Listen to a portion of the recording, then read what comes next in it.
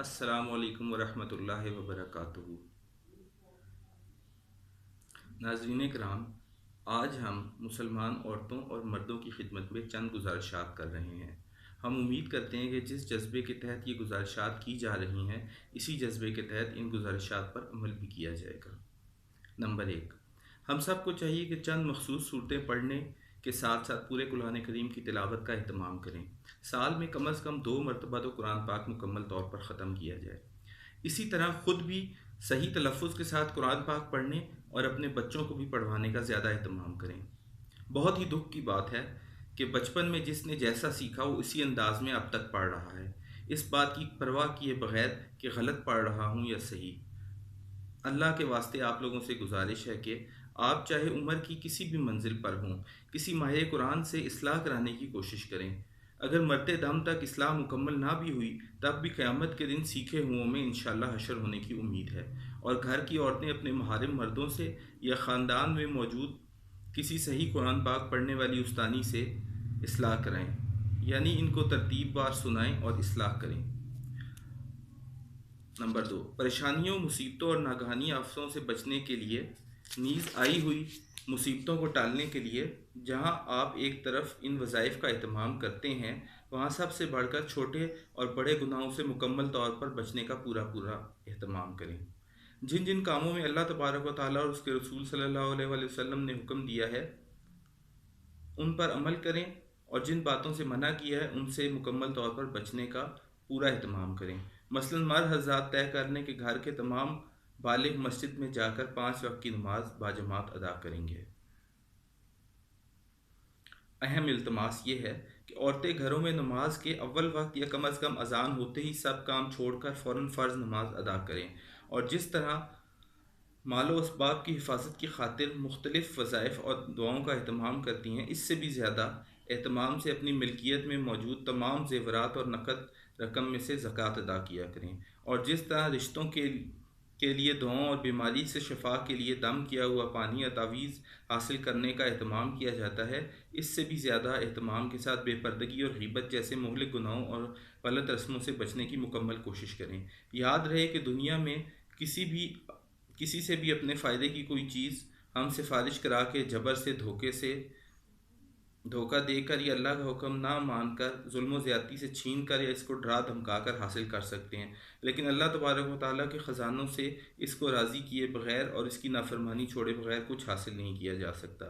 इसलिए याद रखिए कि सबसे बड़ा तावीज़ मालिक की रज़ा और खुशनुदी है, जो नाफरमानी छोड़े बग़ैर नहीं मिल सकती। लिहाजा सब छोटे बड़े गुनाहों से तौबा करके दुआ मांगिए। नंबर 3, 24 घंटे की ज़िंदगी में नबी अकरम सल्लल्लाहु अलैहि वसल्लम की मुबारक सुन्नतों पर अमल करने और उन्हें आगे फैलाने और दूसरों को सिखलाने का पूरा एहतमाम करें। सिर्फ़ और सिर्फ चंद वज़ाइफ के पढ़ लेने को काफ़ी समझना और नबी सल्लल्लाहु अलैहि वसल्लम के मुबारक तरीक़ों पर अमल ना करना बहुत ही बड़ी महरूमी की बात है। आज हमारे सामने बल्कि ख़ुद हमसे अल्लाह तबारक व तआला के कितने अहकामात टूट रहे हैं और नबी सल्लल्लाहु अलैहि वसल्लम के मुबारक और नूरानी तरीक़े छूट रहे हैं। कितने अफसोस की बात है कि एक मुसलमान औरत इन वज़ाइफ का एहतमाम करे तो अपने आप को बहुत नेक और दीनदार समझती है, लेकिन ख़ुद अपने ही बेटे और बेटी की शादी में हर वो काम करती है जिससे अल्लाह तबारक व तआला और रसूलुल्लाह सल्लल्लाहु अलैहि वसल्लम नाराज़ होते हैं। लिहाजा 24 घंटों की ज़िंदगी में ख़ुद भी इन सुन्नतों पर अमल करें और तमाम औरतें भी इन्हें फैलाने की कोशिश करें, और 24 घंटों की ज़िंदगी में जायज़ व नाजायज़ और हलाल व हराम का इल्म हासिल करने के लिए माहिर और तजर्बाकार मुफ्तियान कराम से मसाइल पूछने का एहतमाम करें। नंबर 4, ख़ुद भी पूरे दीन पर अमल करने की कोशिश कीजिए और अपने ख़ानदान में और पूरे आलम के इंसानों में इस दीन को फैलाने की कोशिश कीजिए, इसलिए कि आप अपनी औलाद को हाफिज़ कुरान और आलिम दीन बनाइए। अपनी औलाद को दीन के इल्म से महरूम रखना या हुज़ूर सल्लल्लाहु अलैहि वसल्लम की हदीस से महरूम रखना बहुत ही खसारे की बात है। अगर आपकी औलाद बड़ी हो चुकी है और कम किस्मती से इनको हाफिज़ आलिम नहीं बनाया तो इनको वसीयत करके जाएं कि पोते पोतियों और नवासे नवासियों को ज़रूर हाफिज़ और आलिम बनाएं। सोचिए तो, अल्लाह ताला ने 4 बेटे दिए, एक बेटे को भी हाफिज़ कुरान नहीं बना सके, कितनी बड़ी महरूमी की बात है। لہٰذا اگر آپ خاندان کے بزرگ ہیں، خاندان میں آپ کی بات مانی جاتی ہے، تو ضرور اپنے ماتحتوں اور اپنی اولاد کو حافظ قرآن اور عالم دین بنانے کی بھرپور کوشش کیجیے۔ اس کے لیے اپنی جان، مال اور صلاحیت خوب لگائیں۔ اگر آپ کی اس محنت و کوشش سے امت کے اندر علماء اور حفاظ پیدا ہوں گے جن سے مجموعی طور پر دین پھیلے گا، تو آپ کے لیے دنیا اور آخرت کی سعادت اور ہمیشہ ہمیشہ کے لیے صدقہ جاریہ رہے گا۔ اسی طرح وظائف کا اہتمام رکھتے ہوئے اس بات کا بھی خیال رکھیے کہ آپ کی طرف سے کسی شخص پر ظلم نہ ہو، کیونکہ اس کے دل سے نکلی ہوئی آہ آپ کی دعاؤں کی قبولیت میں رکاوٹ بن سکتی ہے۔ مثلاً بیوی بچوں کو ستانا، چھوٹے معصوم بچوں کو بات بات پر ڈانٹنا، بیوی بچوں، ملازموں اور ماتحتوں کو جرم سے زیادہ سزا دینا، بیوی کے ضروری خرچے میں تنگی کرنا، بیوی کا شوہر کی نافرمانی کرنا، اس کے مزاج اور منشا کے خلاف چلنا، ساس ہونے کی صورت میں بہو پر ظلم کرنا یا بہو ہوتے ہوئے ساس کو ستانا، سیٹھ ہوتے ہوئے ملازمین کو پوری تنخواہ نہ دینا، یا باوجود اپنی مالی استطاعت کے انہیں کم تنخواہ دینا کہ قناعت کے ساتھ بھی اس کا گزارا نہ چل سکے، یا سیٹھانی ہوتے ہوئے گھر کی ماسیوں سے بہت زیادہ کام لینا اور تنخواہ بہت کم دینا۔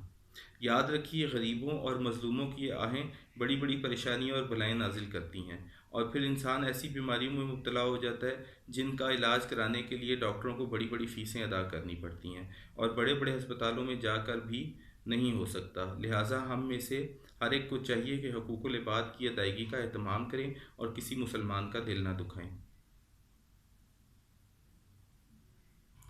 اور آخر میں ہم دعا کرتے ہیں کہ یا اللہ ہم سب مسلمانوں کو خود بھی پورے دین پر چلنے والا اور اس کو پھیلانے والا بنا، اور جو مسلمان نہیں ہوئے ہمیں ایسی محنت کرنے کی توفیق عطا فرما کہ وہ ہمارے ذریعے اسلام میں داخل ہو جائیں۔ والسلام علیکم ورحمۃ اللہ وبرکاتہ۔ جزاک اللہ۔ عبداللہ